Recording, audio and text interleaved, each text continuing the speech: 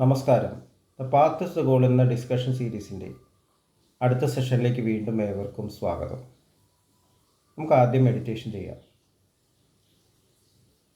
കണ്ണുകളടച്ച് ശാന്തമായിരിക്കൂ.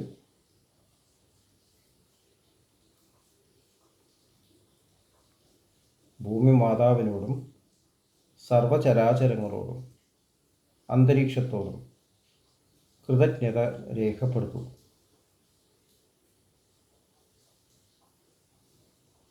ഭൂമി മാതാവിൽ നിന്നുമുള്ള ഹീലിംഗ് എനർജി കാലുകളിലൂടെ പ്രവേശിച്ച് ശരീരം മുഴുവൻ വ്യാപിക്കുന്നതായും ശരീരത്തിലെ എല്ലാ ഭാഗങ്ങളെയും എല്ലാ കോശങ്ങളെയും റിലാക്സ് ചെയ്യാൻ സഹായിക്കുന്നതായും അനുഭവിക്കും.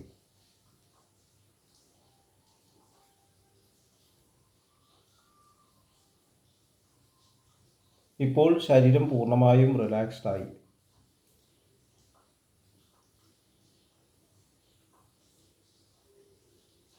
ഈ റിലാക്സേഷൻ ഹൃദയത്തിൽ അനുഭവിക്കൂ. ശ്വാസം ദീർഘമായി ഉള്ളിലേക്ക് എടുക്കൂ. ഹൃദയത്തിൽ സ്നേഹം നിറയുന്നതായി അനുഭവിക്കൂ. ശ്വാസം പുറത്തേക്ക് വിടുമ്പോൾ സ്നേഹം പ്രപഞ്ചം മുഴുവൻ വ്യാപിക്കുന്നതായും അനുഭവിക്കൂ. ഹൃദയത്തിൽ കുടികൊള്ളുന്ന സ്നേഹത്തിൻ്റെ സ്രോതസ്സിൽ നിന്നും ഉദ്ഭവിക്കുന്ന ദിവ്യപ്രകാശം മനസ്സിനെ ആകർഷിക്കുന്നതായി അനുഭവിക്കൂ. ആ ദിവ്യപ്രകാശത്തിൽ ധ്യാനം ആരംഭിക്കൂ. മനസ്സിൽ ചിന്തകൾ വരുന്നുണ്ടെങ്കിൽ മൃദുവായി അവയെ അവഗണിക്കുക. ദിവ്യപ്രകാശത്തിൽ ധ്യാനം തുടരുക. Please start meditation.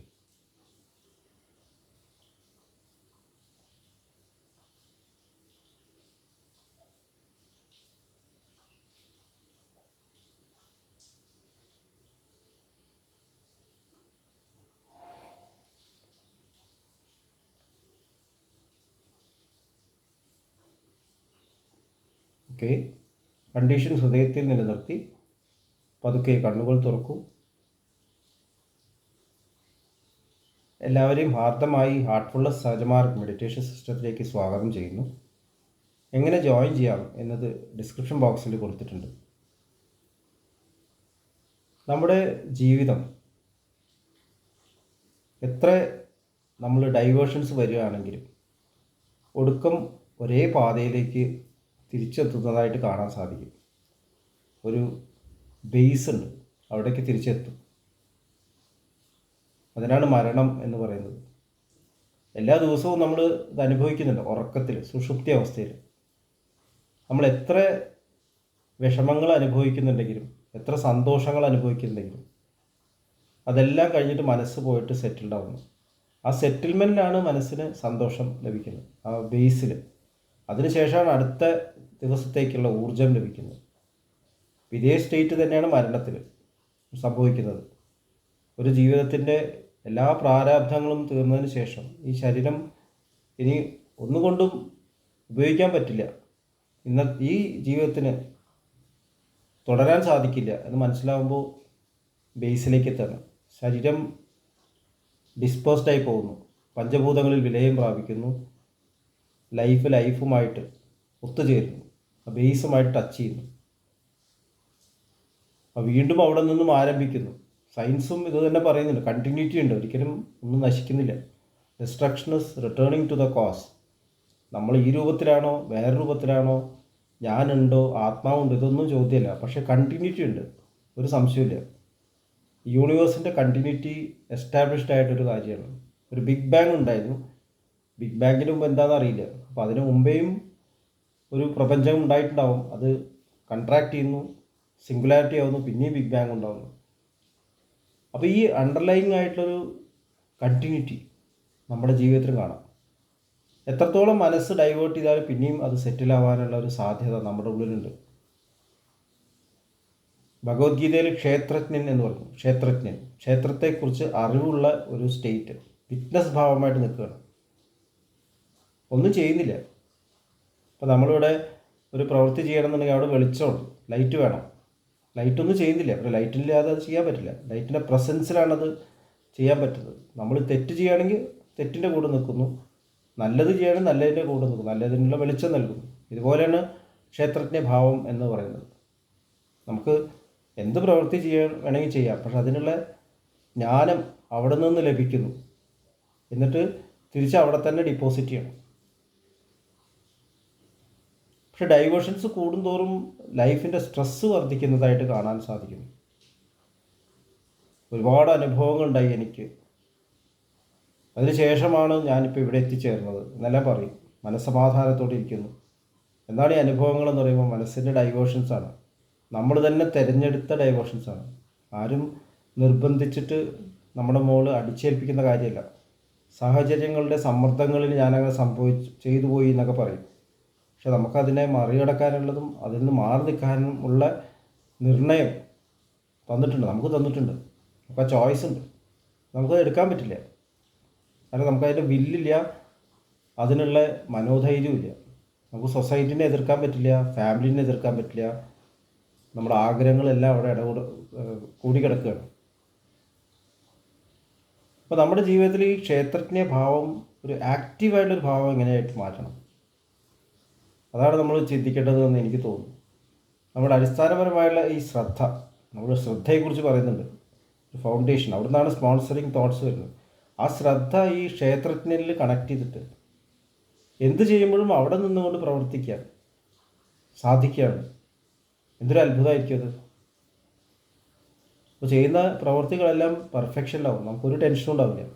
കാരണം അറിയാം ചെയ്യുന്നത് ക്ഷേത്രജ്ഞനാണ്. ദാജിയുടെ ഈ അടുത്തുള്ള എഴുതിയിട്ടുള്ള പുസ്തകങ്ങളുണ്ട്, അഷ്ടവക്ര ഗീത. വളരെ ബ്യൂട്ടിഫുൾ ആയിട്ടുള്ളൊരു ബുക്കാണ്. ദാജി അതിലുപയോഗിച്ചിരിക്കുന്ന എക്സാമ്പിൾസ് നമ്മൾ സാധാരണ കണ്ട വളരെ പ്രസിദ്ധമായിട്ടുള്ള ഫിലിംസാണ്.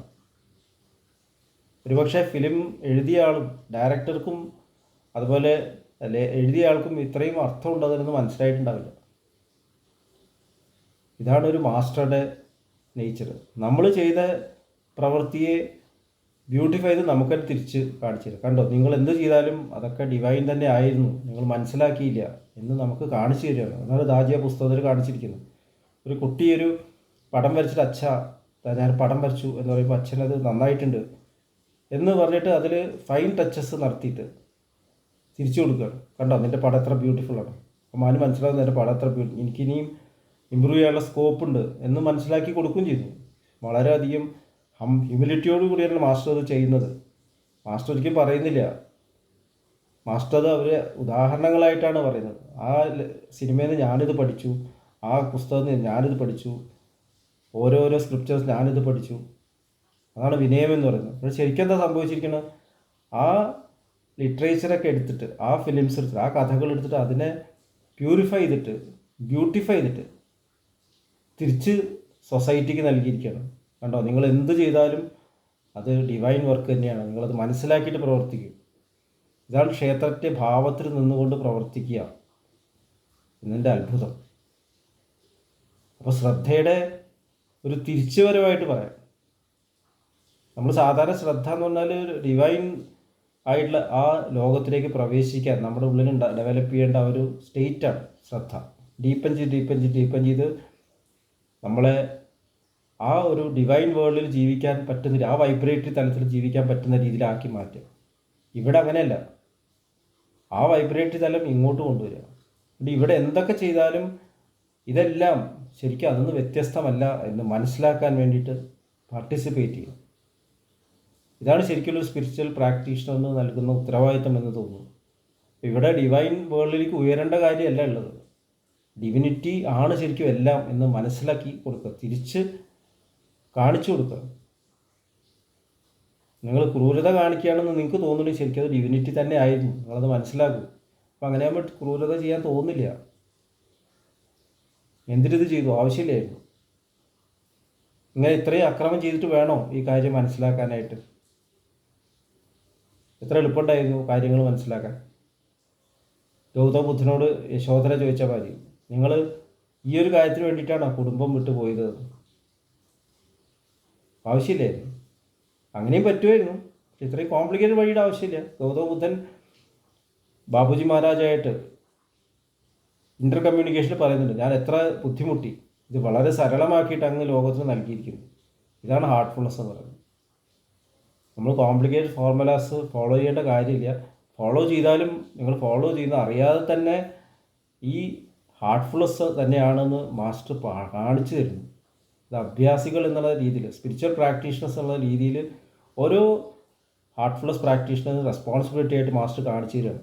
നിങ്ങൾ ആരുടെയും ജീവിതത്തിൽ ഇടപെടേണ്ട, അവരെ ഡൈവേർട്ട് ചെയ്യാൻ നോക്കണ്ട, ഫോഴ്സ് ചെയ്യാൻ നോക്കണ്ട, അവർക്ക് കാണിച്ചു കൊടുക്കുക നിങ്ങൾ ചെയ്യുന്നത് എന്തായാലും ഡിവൈൻ വർക്കാണ്, കോംപ്ലിക്കേറ്റഡ് ആയിട്ട് ചെയ്യാൻ, നിങ്ങൾക്കത് സിമ്പിളായിട്ട് ചെയ്തുകൂടെ എന്ന് നമുക്ക് ഡെമോൺസ്ട്രേറ്റ് ചെയ്ത് കാണിച്ചു കൊടുക്കാൻ പറ്റും. ഇപ്പോൾ സയൻസിലായാലും റിലിജനിലായാലും സിനിമയിലും കഥയായാലും എല്ലാത്തിലും നമുക്ക് ഒരു ഹാർട്ട്ഫുൾ കണ്ടൻറ്റ് കാണിച്ചു കൊടുക്കാൻ, സിംപ്ലിസിറ്റി കാണിച്ചു കൊടുക്കാൻ സാധിക്കണം. ഇത്രയും പറഞ്ഞുകൊണ്ട് ഇന്നത്തെ ഡിസ്കഷൻ ഇവിടെ അവസാനിപ്പിക്കുന്നു. അടുത്ത സെഷൻ വരെ വിട വാങ്ങുന്നു. നന്ദി, നമസ്കാരം.